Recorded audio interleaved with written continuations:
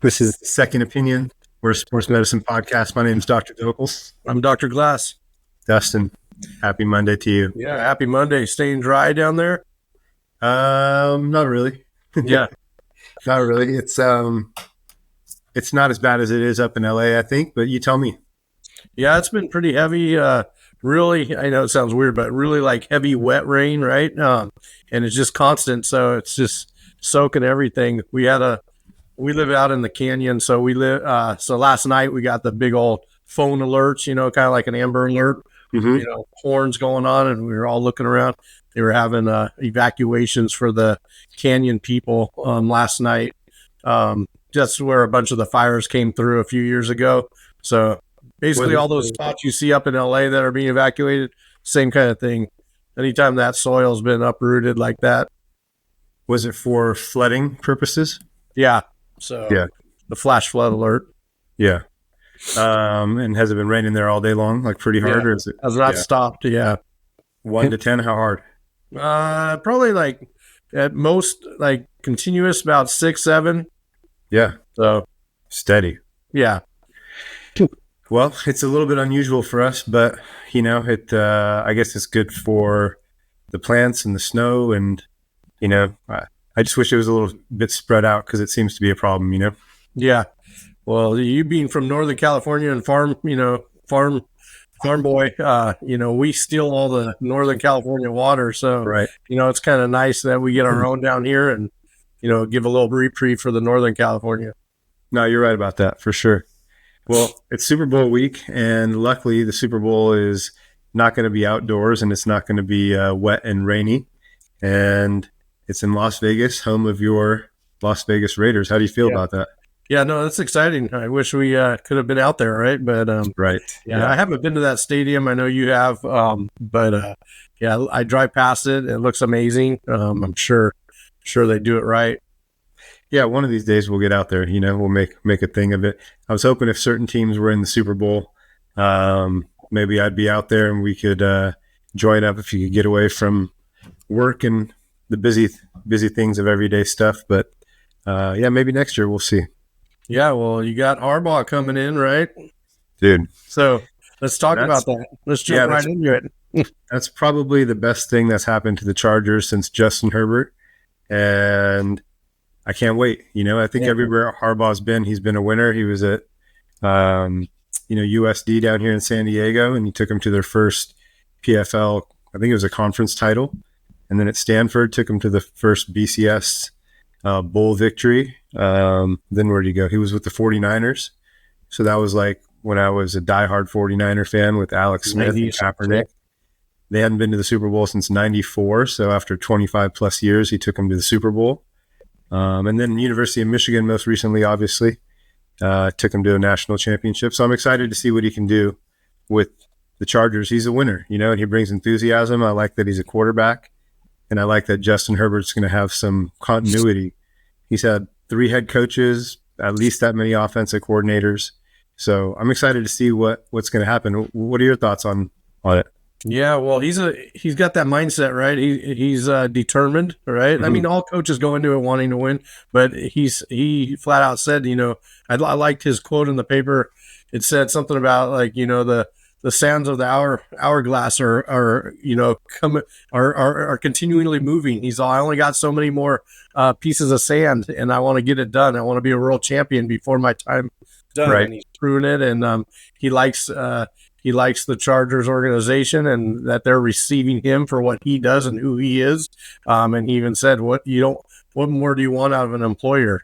Somebody that appreciates your style, right? So if they can stay true to that and let him do what he does, it might take a couple of years, but I believe he can turn it around. And if everybody can get on his system, I think it'd be good.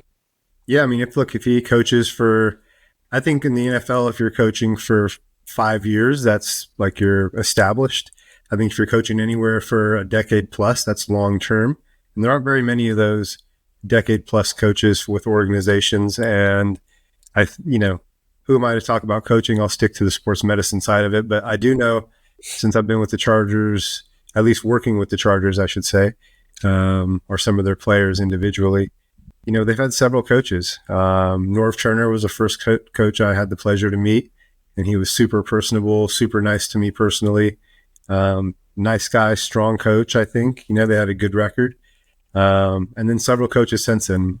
Coach Mike McCoy, most recently Brandon Staley, and then Coach Anthony Lynn, who was before Brandon Staley. So that's quite a bit of turnover. And you look at a team like the Chiefs. Let's take the Chiefs, who are in the Super Bowl. They've had Andy Reid forever, and he was with Philadelphia forever before that. So, I mean, dude, that helps, right? That continuity as a quarterback, and now you add players like Kelsey that have been there forever.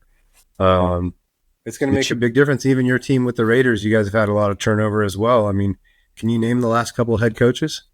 No, but I like what the current coach is doing. I like his energy. I like his attitude. He's bringing it back. Back in when I was growing up and following when it was L.A. then Oakland, and they just had that tough demeanor, and they're gonna come out and smack you. Howie Long days, and so. What was your favorite team? Oh, well, do you have time like high school days, college days, or certain quarterback? Obviously, 89 through 90, probably 3. I really 92. Definitely when Howie was playing, that was my guy. I had his poster up on my wall, and I just liked his his work ethic and his he was full speed at every play. So no, that's awesome. I think coaching, obviously it's not a big statement to say coaching matters, but I'm excited for the Chargers with Coach Harbaugh. I think wherever he's been, he's ended up at the top, and wherever he's been a winner. Some people might say he has a strong personality or something, but I think it takes strong leadership to win a championship. So I'm excited. I hope I get to meet him sometime next year, and I hope him and Justin Herbert and the wide receiver group led by Keenan Allen can really turn up the offense and the defense. And I just look forward to next year. It's exciting. The season isn't even over. And for Charger fans, at least, it gives us something to look forward to. And then this week's game, I mean, I feel like I haven't really tuned into too much of the Super Bowl hype. Have you yet? No, not at all. Nothing. Yeah. What, sports medicine stuff we were kind of looking at, but nothing. No, it's kind of I don't know. It's kind of a weird season for me, Super Bowl wise. It's coming and going, and I really don't have either way. I'm rooting for Purdy. I like what his whole story is all about, being the last man drafted, and that whole story, and him coming in third string quarterback last year, or 2020 was it 2022, doing what he did and having to fight through. It's just been a fun ride with him. He's pretty I just want him to finish it. Well, it'd be exciting. I was saying to a couple people, I almost wish the Super Bowl was a best out of 3, but it makes it exciting that it's not, as well. And I mean, hopefully it's a memorable game. I don't want to say a close game. I want to say a memorable game. Injury wise, going into this week, let's talk about one or two on either side that you think is important. Is there one on either side that you saw that jumped out at you, or that was concerning, where somebody might not play? No, the only reading the reports, and it's kind of frustrating to me because of the Super Bowl and being a football player and having been around that mentality. If you're banged up, I get being injured and stuff, but most of these guys, you might not ever get there again. So I know they're going to do everything they're in their power to be out on the field. So I take it with a grain of salt, all these reports from the media, and even what the teams might be reporting, but the only one that really is the defensive end for the Kansas City. I don't want to butcher his name. I can't even. The big DN that I can't pronounce his name. Oh, Charles. Yeah. He's got a legit. He's got a legit ACL injury. He's out. I feel terrible for him. I mean, he's done big things for the team, and then injure it right before the game, and he's an impact player, so that's going to affect it. Obviously, he's got other guys that are going to have to step up and fill that role, and I'm sure San Francisco is going to take advantage of that. At least try with McCaffrey through that hole, through that end. But he's the only real one I saw that is going to have a big impact. Everybody else is speculation. And, if we're speculating, I'm going to say that even if they're taking time off and not practicing last week, Thursday or Friday, there's giving them extra rest to get through and start this week. So that you're not going to miss this game. You're not going to miss this game. You have 9 months to rest up after this. So, you want to be a part of history. It's really, really hard to get there. There's a lot of great players who've only sniffed the playoffs or never even made it to the Super Bowl. Yeah. And sometimes you make it young, and you think you're going to go back. And people like Dan Marino never went back. And, you want to take advantage and you want to be a part of history in any way. You definitely want to suit up. You want to get on the field. You want to be a part of it. And to be able to be a part of it is special. I think, Charles getting hurt, I think that's going to really impact the game in the sense of he's a key player. In fact, in the Baltimore game, he had a strip sack of Lamar Jackson.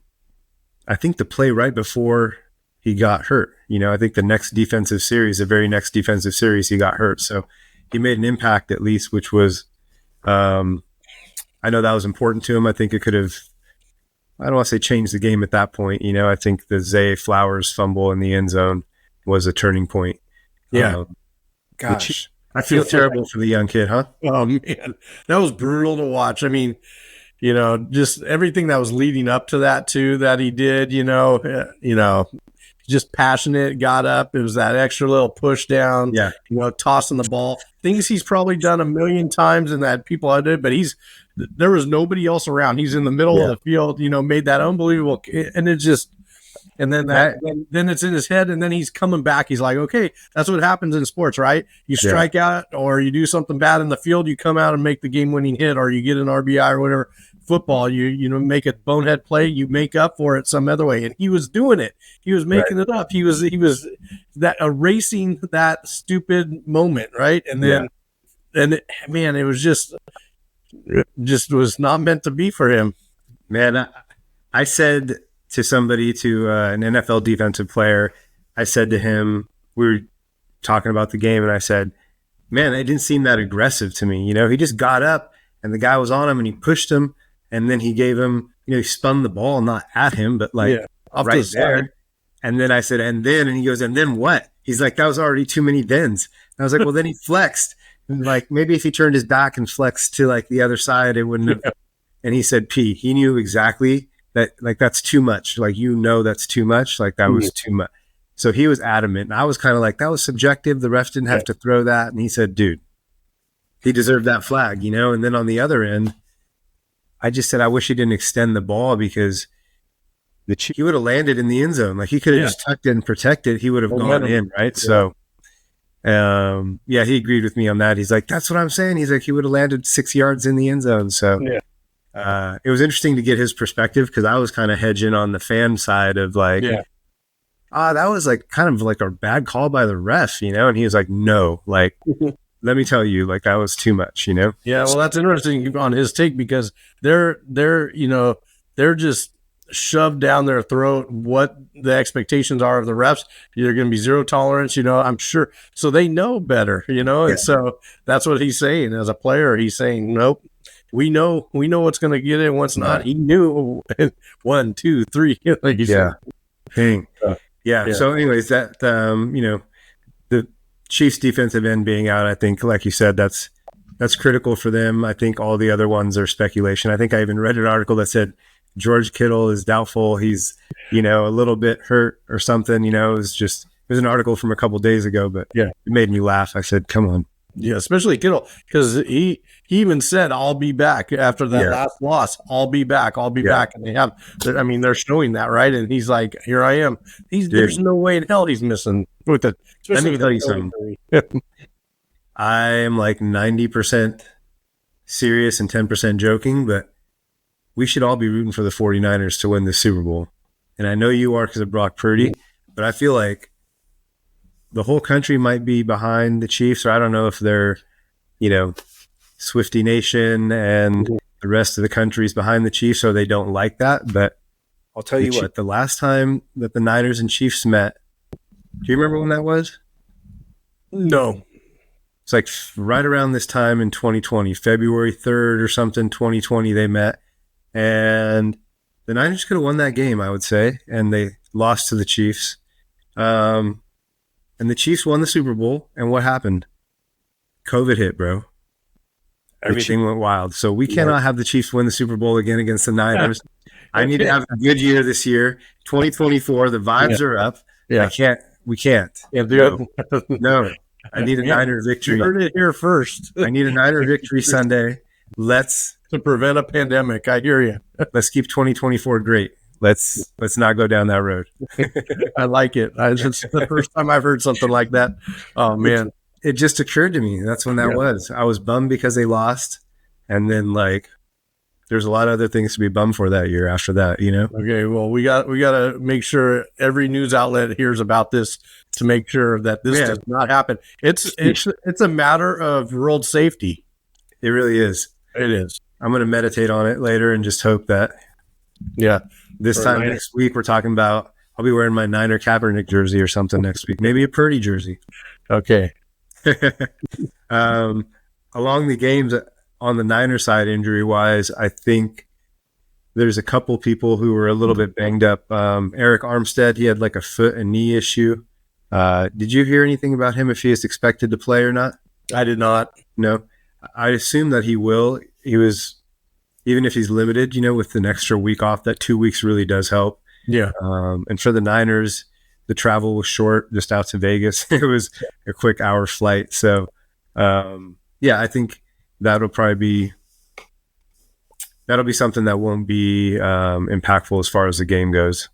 But let me ask you, going into the game, who do you think will be the MVP of this game? I know you said Purdy. Yeah, he will be. Yeah. Cheers. Yeah, it'll be between him and between the three, and these are not big shockers, but him, McCaffrey, or Kittle, because I think having when's the last time, big old Kittle, right, type player, Well, I'd say the money if the Niners win, I could see maybe Debo be an MVP as well. But really, I think they got to lean on McCaffrey all game long. I think that takes the pressure off of Purdy. I think McCaffrey's great out of the backfield, whether it's a check down or a screen. And I look to see, I expect him to have hopefully close or over 100 yards. And I think Purdy's going to let it rip too. I bet he has close to 30 attempts passing at least. And I think they use Debo in a unique way as well. We'll see. I hope they win. On the other side, it's hard to count out a champ. It's hard to knock out a champ, And they definitely have experience. So on that side of things, even injured, like we've seen Mahomes limping, right? We've seen Andy Reid send him into the locker room to take x-rays and him livid. And so, that guy is going to just gut it out as much as he can. And the one thing that scares me is I feel like he can put it on his back, meaning he's touching the ball every single offensive snap, mostly.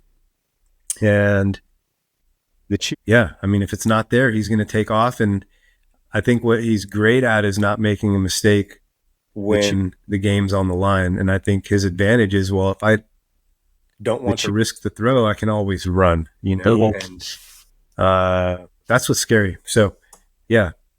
Yeah, I think if they can take Kelsey out of the equation, that's a huge impact, right? Because is he their tight end? No, I think he's that's hard to do. I mean, look, I think he had like 100 some odd yards last game, and he didn't look like not all of those were like screens or plant and goes. Like they just improvised on it seemed like half of those really. He's very athletic, very good at what he does. He sees the ball real well. He's a playmaker, so he likes the showboating. Yeah. So he's going to find a way to make himself look good, and that comes out in that becomes athletic looking, right? So, sure. Yeah. Let me ask you, would you pay per view George Kittle and Travis Kelce in a WWF like wrestling match? Yes, I would. That'd be fun. Yeah. I think I could see both those guys as wrestlers after football. Oh, yeah. It'd be great. Oh, yeah. That'd be then great. you could throw Rob Gronkowski in there and just have like a tight end wrestle off, you know? That'd be great. I'll call Antonio, see if he wants to be a part of that too. Yeah, throw him in there. That'd be hilarious. You some tag team. Yeah. What other kind of Super Bowl news, man? Anything that's on your radar for? Did you want to talk about that stinger? That San Francisco linebacker. Who was it? The Chief. Greenslaw. I got. Oh, Greenlaw. Yeah. Did you see that last game? Yeah. I saw it. Yeah. Man, that's exactly what we were talking about the other day on stingers, though. Did you see the video?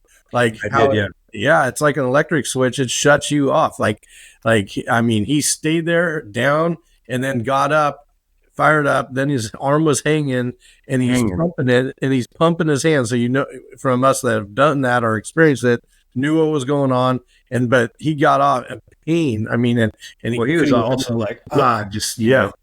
So I just thought it was a great demonstration or video to show how impactful it can be and how immobilizing it could be. The hit didn't look terrible. It looked like a routine hit. Immediate. You know? Yeah.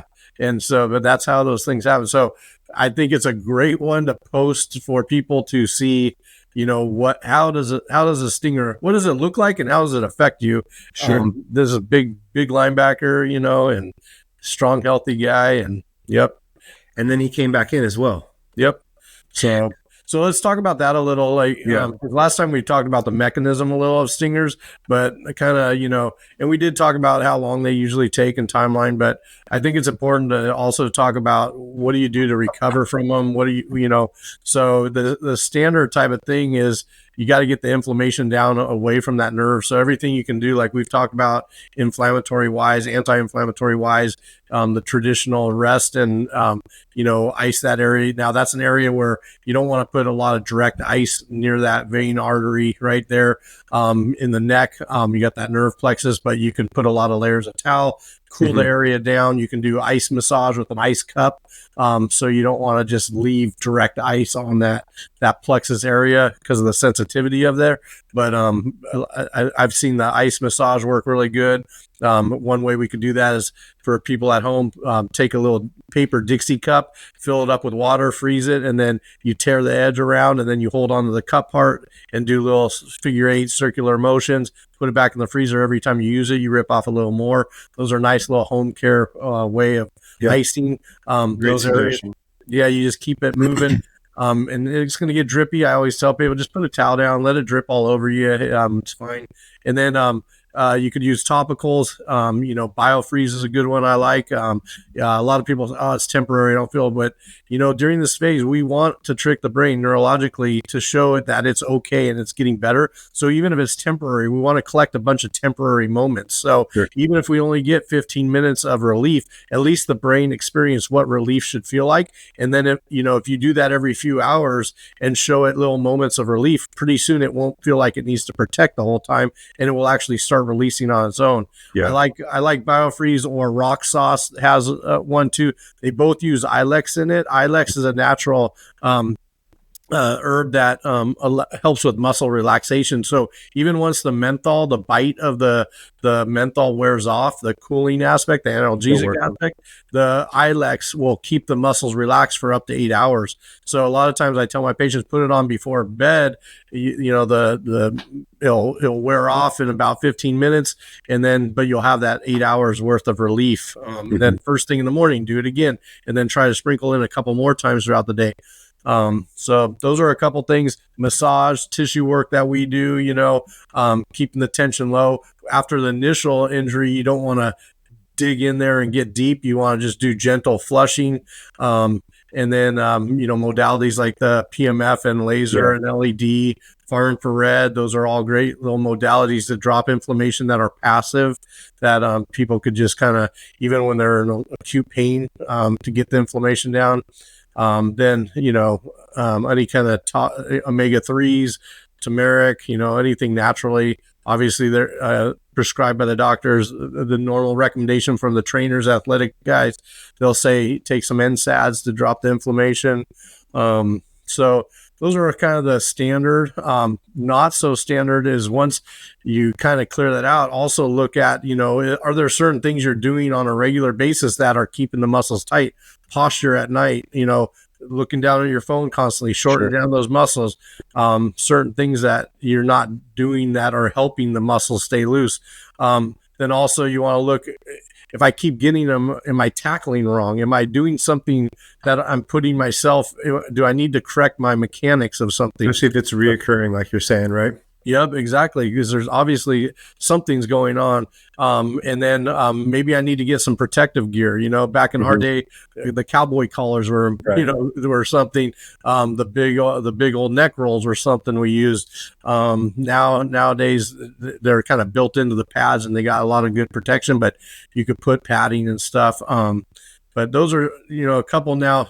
What you mentioned, the reoccurring, if that's one thing that I tell my, especially my younger athletes and my parents, I say, if these keep happening and we're seeing a recurring pattern, like every week, every Friday night or every other, we should start looking at some imaging, get some quick x-rays of the area to see if you do have some congenital stenosis in either the IVF where the nerves exit or actually the spinal column.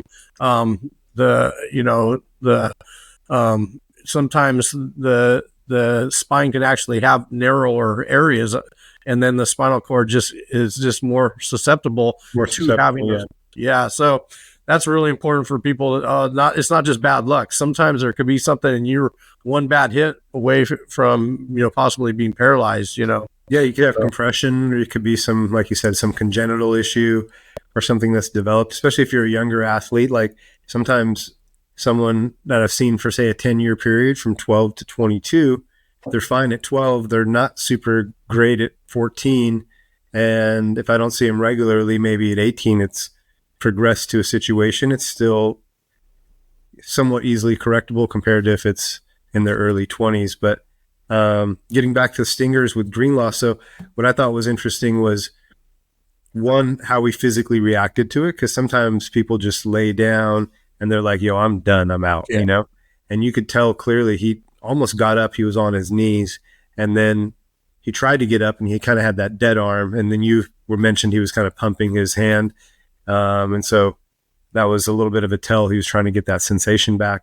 But in that short amount of time, a couple of series, I think he was back in, and a lot of those things you mentioned are great things for our regular patients the day of it happening, if you're a student athlete, or in subsequent days. But what in particular, other than ice, do you think they did in just that short period of time? Sometimes it comes back anyways. You don't do anything in like 10 minutes, 5 minutes. It kind of subsides, It could easily be re-aggravated at the very next tackle. But I didn't particularly pay attention, but he might have just been careful not to drive that same shoulder in when he makes a tackle, right? You can kind of adapt a little bit. But what else besides ice do you think they did? Just took the shoulder pads off, maybe a chiro adjustment, maybe some, I really like rock tape for people post stinger after treatment. Really any type of adhesive tape, like kinesio tape even is fine. But I don't think that calms down the nerve, but I think the tissue kind of gives it a little bit of support. And I really like the PEMF too. I use a Beamer mat, and I think that's super effective. You wouldn't really use that in game, but the day after. But in that short amount of time, do you think there was anything else they would have done? They could go, if they went into the locker room, they could go in the locker room, a couple things, depending on, there's not much, with the icing. They could, sometimes if the muscles are just spasm cramping down, they can do an IV, get some electrolytes, get some, just fluids in there to loosen up the muscles, get the tissues. There's some different meds and drugs that they can give. That's typically not something they would inject in that area for sure. But maybe some topical stuff. They might have had some topical analgesics or stuff that were prescription grade. There's the Salon Paw patches. There's Medicaid lidocaine patches that they can put on if it's helping to relieve it. Short nose. Other thing in the locker room, in the training room, they could, depending on the trainer and how, open-minded they are, they could use some laser or LED on that area in that short amount of time. So especially some of the high-powered lasers could drop the inflammation really quick within 120 seconds, 180 seconds. The technology's there where you can have a big impact on inflammation and pain within one session. So have you seen on the opposite spectrum of that some of the spot cryotherapy? Where there's like almost like a spray gun, but it's like air, and you can use it topically for like a knee, or not have to do a whole cold plunge or go into a cryotherapy chamber. To me, it didn't feel as effective, but in a situation like that, if you had that, you could pull that aside and get up into that brachial plexus or into a hard to reach area maybe. Have you seen that used on an NFL field? I don't think I necessarily have. Not on the field. Yeah, not on the field. I haven't even seen it. I've seen it at practice facilities and stuff, but not even at the game facilities as far as the cryo. There's some units that look like a big oxygen concentrator almost, where it's kind of 2 feet, like 2 feet tall, tank, and then it comes. It's almost like a vacuum hose that comes off of it, and it blows that really cold nitric. It's almost like it's like Freon. Freon. You got me. So that is too much. Edit, Kiefer. Well, our radio listening audience, it won't even matter. Yeah, exactly. But that's funny. So definitely gotta call Kiefer on that. But yeah, so now you got me blushing. That was good. That's hilarious. Set me up for that one. Yeah, I used it. It's almost like air conditioning Freon, right? That's what I don't know. Is it nitric oxide? I forget what it is. Yeah, I know the cryo chambers, but I think those portable units are almost like a really cold air conditioning unit, and it comes out. You can see it coming, blowing the air out. The vapor. It's super cold. But I've used it. We had a cryo facility across the street from my office, so I used to bring patients right across, and he would let me do some demos on them, and so in hopes that they would continue their treatment plan there. And I went in for Epicon, like my tennis elbow once, and just wanted to try it, gave it a shot, and one treatment. It was crazy because you know how long that takes sometimes. Sure. And for us working with our hands and forearms and wrists, I was nervous about that, but I cleared it out and it didn't come back. I was surprised. Nice. I mean, that was probably a random case, but I referred a lot of people for that. Also, I broke my toe, and I used it on that. Really helped speed that up. So I'm a big fan of it. For the issues I had. I think of like my ACL surgery and the time that I really spent some time with a unit that did something similar was at in a outdoor arena football type of, not arena football, but it was like an outdoor semi-professional football league. And there was a tent set up, and this guy was like, hey, I invented this technology and I'm using this thing. And so, to submerge my below my knee, or above my knee, I should say, to give my knee joint some cryotherapy, I'd have to stick my leg, lay down in a tub or stick it in a garbage can, do like a cold plunge, all these things. And so I let him, test out the machine on. What I really liked is it was so specific, where he could almost like a spray nozzle have this particular unit could really cool down a larger area, or you could almost pinpoint where it was. And so he really fined it down to where it was like a jet, like a very small direct area of impact. And he hit my patellar tendon and was just going up and down, up and down. And I could feel it deep below, like on my tendon specifically. It was a very unique feeling because everything else, like my quad, hamstring, calf, inches away from that, felt normal. So it was a very unique feeling. And I got to say, it did feel like it helped, so different than if I just soaked my whole leg. It seemed like it was very specific. So it made me think, wow, you see bicep tendonitis a lot. That would be great for stingers in the neck for that quick, like you have to get back on the field and you're trying to reduce that inflammation or reduce the temperature of an area. So those are the things that jumped out to me with it. And yeah, I couldn't recall seeing one of those on the sidelines before, and I don't know why. Yeah, interesting. Yeah, might have to do a deep dive or talk to one of those guys. Yeah. Well, one more thing about the Super Bowl. So the teams are staying off the strip. I had a couple patients ask me, man, that's going to be crazy. I wonder who's going to go out more. And I was like, oh man, like they're not staying at the Bellagio. They're not staying at, Wynn or Cosmo. They're like away from all that. And they're staying like 20 minutes off the strip. And so what I thought was interesting is that the whole week, while there's all these festivities going on, there's all this hoopla, the teams are kind of sequestered a little more than they would be than a normal week of practice or games, Yeah. They're both there a week early. That's a little bit unusual. Unless you're playing in London or something, you're usually just flying out to the visiting or the home city a couple days beforehand. And I didn't know if you felt like anybody had a home field advantage in this game at all. Yeah, no, not really. I mean, you'd say San Francisco just because of the proximity. Mm-hmm. But I looked up to those hotels too. It's crazy how they advertise, where they're at and where they're staying. And right. I looked into it more. So they've rented out the whole complex. So there's no other guests there for both places. And I think the way it's situated, they're basically like a lazy river that separates the two properties. And part of it, they did it this way. So it keeps everybody there, almost like an Olympic Village.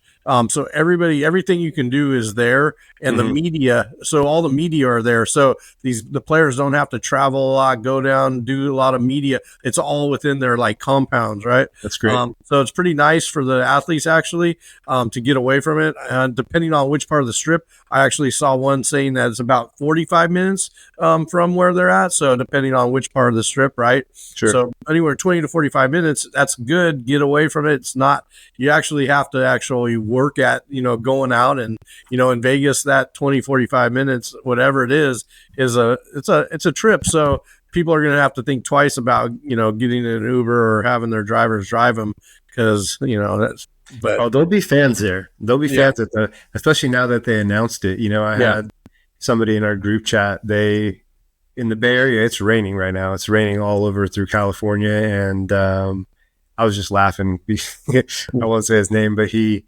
went to cheer on the team at the airport as they flew out, so like hardcore fan, and was like cheering the team off, and sent me a video of the buses going by. And I'm like, that could be the coach's bus. That could be the equipment people. That could be Brock and Debo. Like you just don't, you're just cheering on buses. Peace, But I always think it's cool. I've had the privilege to be on the bus a couple times and go to the stadium with the police escort, and just seeing the fans along the way, or more appropriately, the visiting fans, because for me, it was always on the road if I ever had the opportunity to do that. And, they know the visiting team's bus is coming, and they're giving the bird or, booing or whatever. And so, I mean, for me, it was exciting. It was fun, But yeah, there'll be people at at both those venues where the teams are staying, unless they have it sectioned off so fans can't come. But typically when we go, fans are in the lobby. There's other people staying there. So that's interesting that you looked up that there's no other, maybe just friends and family, or maybe not even that, I guess. Yeah. The reports was that they rented out both properties for NFL only. And all food was inclusive. Everything was there. Every year the NFL does that fan experience, they have this whole area sectioned off. So hopefully that's somewhat close, so the fans could, somewhat maybe get a glimpse of people coming and going, but I remember when it was down in San Diego, I don't know if you went to that one when it was the Raiders and the Bucks. That was a lot of fun. That was craziness, but it's a lot. Yeah. So it's an event. Well, it's raining too. Hopefully it won't be raining in the next, few days leading into it. So that's good.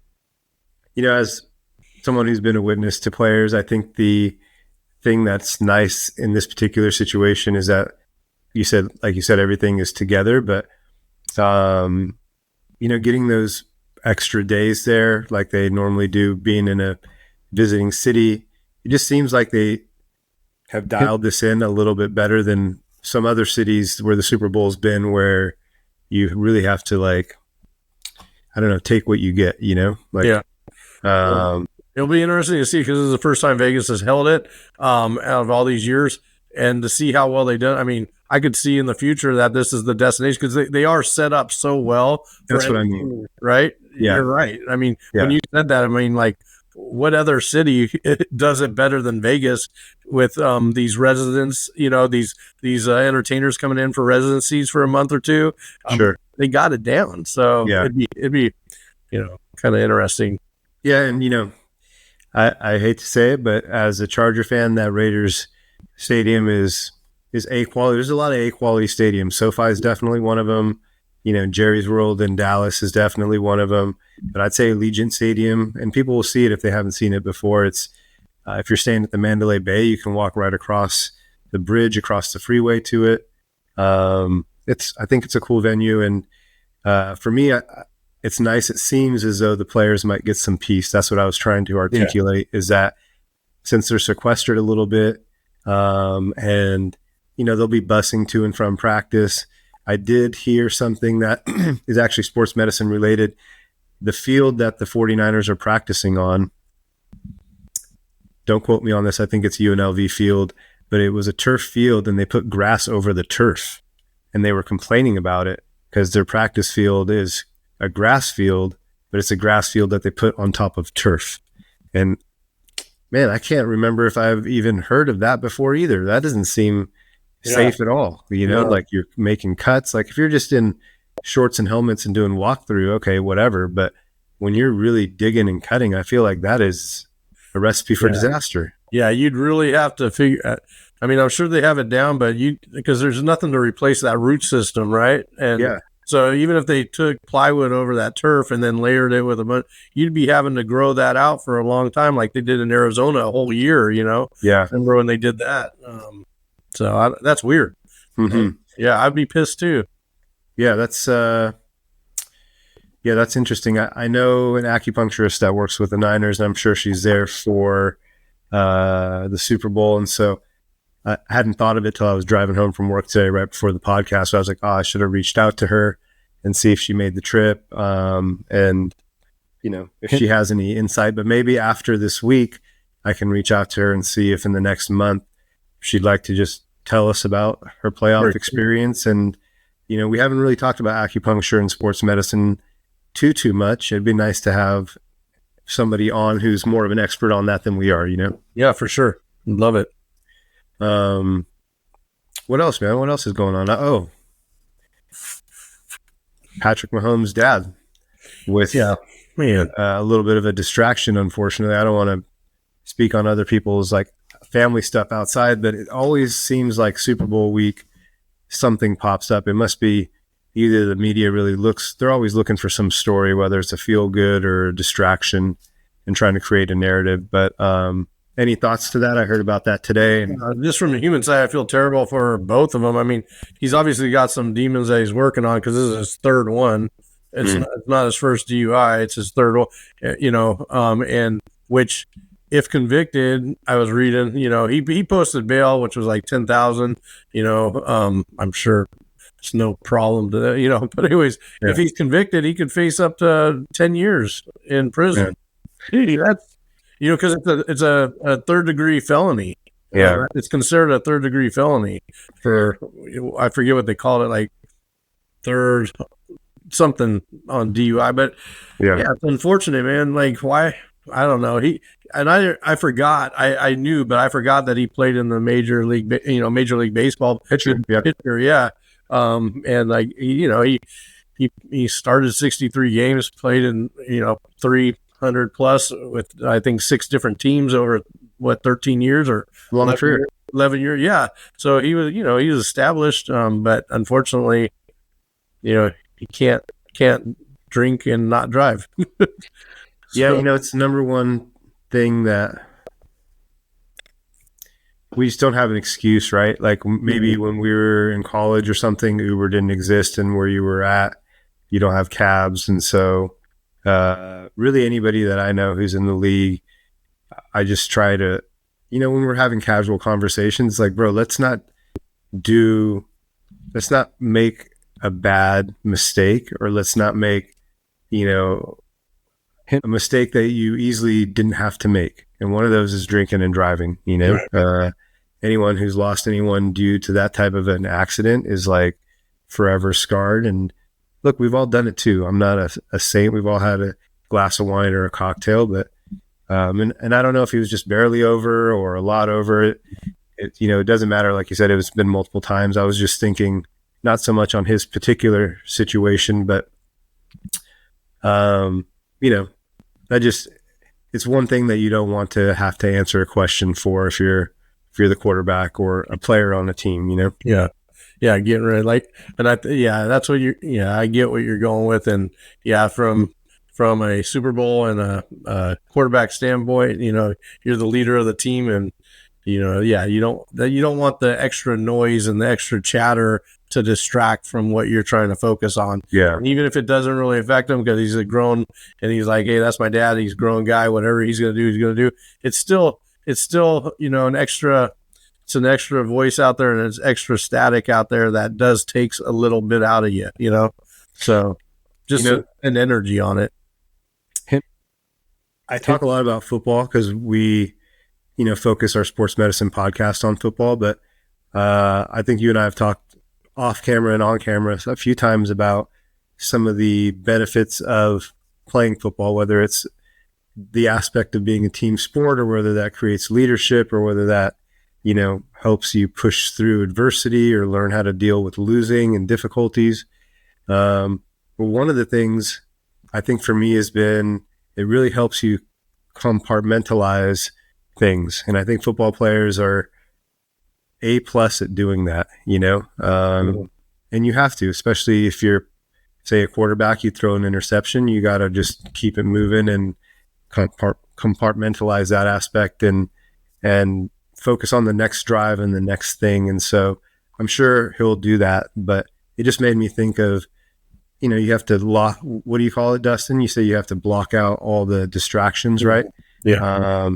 And I know you're really good at doing that, whether it's to focus and study, or focus with patience, or, focus because you need to meditate for, your own health reasons or whatever it is. And so, it's almost a superpower for football players, wouldn't you say? Yeah, I do. And they have to work on it, and different parts of their career, different things will come up where they'll have to learn that. But I think eventually they all do. Usually it's later on in their career. Some are fortunate to be able to come in. I think McCaffrey would probably be one of those that could come into the league and be already that part of his routine. Mm-hmm. It seems like that type of person that already has the mental side that he works on as well, because it's not something that you got to practice at it just like anything else. Your brain's you treat your brain like a muscle, and you have to have reps of doing things that are healthy for it. So when you need it, it's accessible. Yeah. I wanted to share a cool stat with you. I think you sent me something about CMC, Christian McCaffrey, and his genetic makeup and his grandfather. We already know about his father. I'll let you speak on that since you shared that with me. But I dug up something else that I thought was interesting, and it was about, if Christian McCaffrey can win the Super Bowl with the 49ers, then he'll be the second father-son duo to win a Super Bowl. There was one other, and it was in Super Bowl 25 and Super Bowl 42, father-son duo by the name of Steve Diossi and Zach Diossi. Steve was the father, Zach was the son. So Super Bowl 25, Super Bowl 42, 17 years apart, right? Yeah. And they both played for the New York Giants. So I thought that was cool. They both won a Super Bowl with the Giants. Yeah. Yeah, that's super cool. Yeah. So how cool would that be, right? Like, man, just for even that storyline, like the Brock Purdy storyline is great. Yeah. Look, there's a lot of haters about him being a game manager, and there's all these other stars. And look, he just wins. Like, look at his win-loss record. He just wins. Like, get off his back. That's it. I don't care what anyone says as long as I win. They could say P has a weak arm. He throws a lot of picks. Like, did we win that game? Did we beat you? Go sit down. Yeah. Watch us in the next game, So, yeah, I'm excited for him. And that would be cool for his dad and for him as well. Why don't you tell me about his grandfather and that story, because I thought that was even cooler. Yeah, I have to dig into my mind because I sent it to you and I watched it before I sent it to you just to make sure. But pretty cool story because once again, like you said, we know about his dad, but his mom athlete too. Mom was a great athlete. He was a great athlete. Dad, but it was his mom's dad. That was like the best out of all of them. And they credit him for a lot of these athletic genetics. But he was at Duke. Is that right? I think he was at Duke. Yeah. He was slated for the Olympics. I don't remember what type, but in like the 100, and he ran the relay as well. And then he was a favorite, was supposed to get the gold medal for the United States, and he had an injury. So he didn't make that Olympics, but made the next one and competed for the U.S. in that. But he said he was legend, Yeah. No, I wish. Yeah. If I knew we were going to recap that story, I'd dive into it better because it was a good story. Yeah. Anybody out there trying to find it, it's good. It's worth a couple minutes.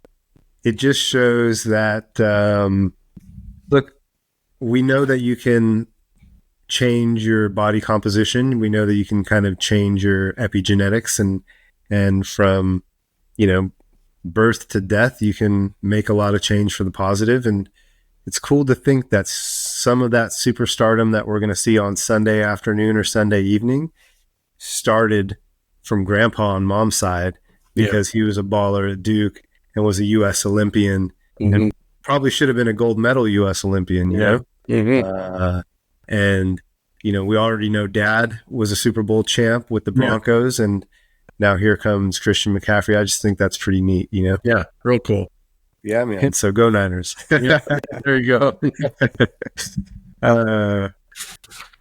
Well, on a side note, I wanted to ask you, this has nothing to do with today's podcast, but I have you with me. Have you heard of a product called Active Mend? No, what? It's like a patch, because we were talking about patch, like lidocaine patches and stuff. So go ahead and fill me out. I was thinking of some type of super glue type stuff for. Gotcha. So go ahead.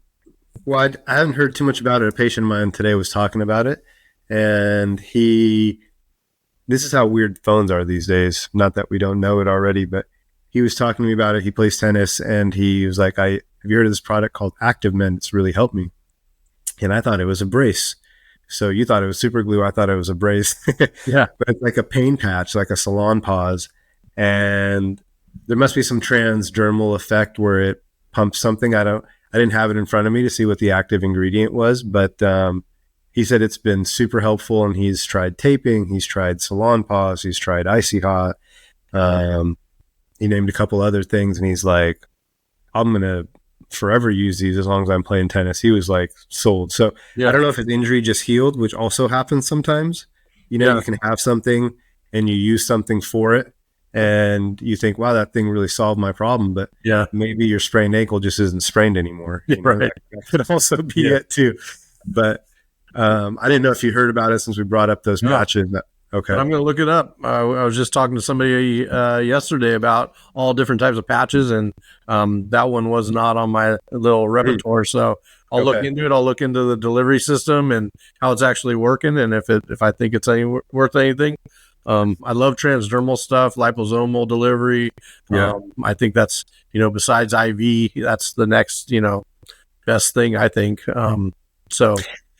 Yeah, I mean, look, it takes the thought process out of application, and then you don't have to worry if you're like trying to apply something and then put tape over it, and then it's not adhesive anymore. those things are made for that. Well, yeah, and it avoids the digestive system too, which takes a lot of the absorption out of it. So you might have, what's left over is actually only 60% of what the active ingredient was by the time you digest it. So That's a great point. Transdermal, you're getting everything that was promoted. Yeah, that's a great point. Do you have a favorite product or favorite type of transdermal that you use that has is it a lidocaine patch? Is it like a heat type of thing? I do. I like a CBD product. A company it's called Quicksilver. They make a great liposomal. They're kind of that doc is kind of at the forefront of liposomal type delivery and how to use liposomals in other more nutritional type products. Mm-hmm. So I like theirs because you can spray it in your mouth, delivery there, or you can actually rub it on an area too. So gotcha. I like using that for CBD delivery. And then the next thing is glutathione. I use a liposomal glutathione liquid. Mm-hmm. I like that. But I don't use any patches that are liposomal. I just don't have one. Yeah. Interesting. Well, maybe we can, between now and next time, do a little reading on it. I'll find out if he can bring me one, or at least bring the box in so I can see what's on the back of it as well. Yeah, cool. But yeah, he was like, Doc, you got to get some. He's like, you should put it on so-and-so, I was like, okay, well, A, if it works, and B, if the person needs it, right? Yeah. But, anyways, I'm excited when patients are excited that find things that work for them, Yeah. So that's always a good thing. That's cool. Yeah. Well, what's your Super Bowl week looking like? Where are you watching the Super Bowl? We're going to watch it here. My parents typically come, and my mother-in-law will come. Hopefully, she just had knee surgery, so I don't know if she'll be up for it. But love for them. My kids have a winter formal dance the night before, so they'll be up late. I might be up late picking up. So we're just going to hunker down and watch it at home. What about you? That's a great question, man. I was just talking to my wife about that. I think maybe we'll invite a couple friends over, perhaps. Just low key, I'd like to watch the game, so that's important to me. But it's always fun to watch it with somebody who also understands the game and is excited about one side or the other. Right. I'm okay to watch it with the Chiefs fan and root for the Niners and have a little bit of banter. Yeah. And if the Chiefs win, look, hats off to them. I respect that Mahomes will have won his third, and it's never easy to win one. I don't like that he'll have won 2 of 3 against the Niners if that happens. And so I also think they're used to winning, and I think we spoke on this. He's also lost the Super Bowl, so he knows what it feels like on both ends. So I can't really speak anything negative about the Chiefs or Patrick or their tight end. So it'll be a great game. I think I'm going to watch it here with some friends, order some good food, and just make a day of it. One of the stats I found, I told you I had a bunch of stats for Super Bowl, but you mentioned good food. It's the second most food consumption day in U.S. Isn't that crazy? Next to Thanksgiving? Yep, you got it. I was going to ask you if you knew. Yeah. So number 1, Thanksgiving. Number 2, Super Bowl for U.S. food consumption. Pretty funny. I believe that. Well, let me ask you this then. As far as the tickets go, you want to guess the average ticket price for the Super Bowl this year? Yeah, last year I remember we had all kinds of crazy stats of all this, and I forgot to look that up. So the average price is about $9,300 or $10,000 is the average. The cheapest price that I could find was about $5,500, and that's the cheapest. And then Allegiant Stadium, when we go, look, we're not going to get these tickets, but they have tickets that are right on the field. They call them like the VIP club section tickets or something. They're on the field. It's like a nightclub. They have like bar top seating. If you want the first row, like right behind the end zone by the pads, it is $1 million for, I think it's 8 people, a section of 8 people right up front. And then it goes $1 million, then $750,000, 750. Then $500,000. $500,000 is for like a tabletop for, I don't know what it was, 4 people, 8 people. Does it really matter? Like, I don't know, it's $500,000, It's ridiculous. And then at the very back of that, club on the ground level, which I guess you can maybe walk around freely, but the seats at the very back of that ground level were $100,000. It's crazy money, man. That's FU money. Like it's not even like, and that's more than Brock Purdy's salary. Yeah, that's more than Brock Purdy's making less than $1 million. Someone's going to pay that money for those seats. If I was Brock, I'd say, listen, I will give you my jersey, my helmet, my shoes, my parents' seats, and why don't you give me that $1 million instead, and I'll double my salary. Yes, right? It's nuts. Yeah. Yeah. Well, he'll get some endorsements if that's the case, but I just thought those are the most expensive seats that I've ever heard of. It's like, it is really like Vegas bottle service club type of situation, you know? Yes. Yeah. It's ridiculous. I mean, it's going to be packed and they're going to get it. They're going to get it. And man, I wonder who those people are. Who are you? Yes. Please call in. We need sponsors. I would right. Yeah. If you're spending $1 million on some Super Bowl tickets, I mean, we'll take a quarter of that for some sponsorships and we'll shout you out beginning, middle, and end. Whatever your business is, almost, you know? Yeah. And if you, there's an almost there. Mm-hmm. Let's do it. Well, I'm excited, man. Do you want to talk sometime before Sunday? I wouldn't mind hitting you up on Sunday morning, or let's do it. Or maybe shooting you a quick halftime FaceTime just for 60 seconds to talk some smack, you know? Yeah, let's do it. That'll be fun. What's your score prediction? Oh, hint. I think it's going to be, let's see. Hint. 21-24. Yeah, and the Niners are going to take it. 24-21. All right. 24-21 SF is what Dustin says. Yeah, what about you? Dude, I think we're good.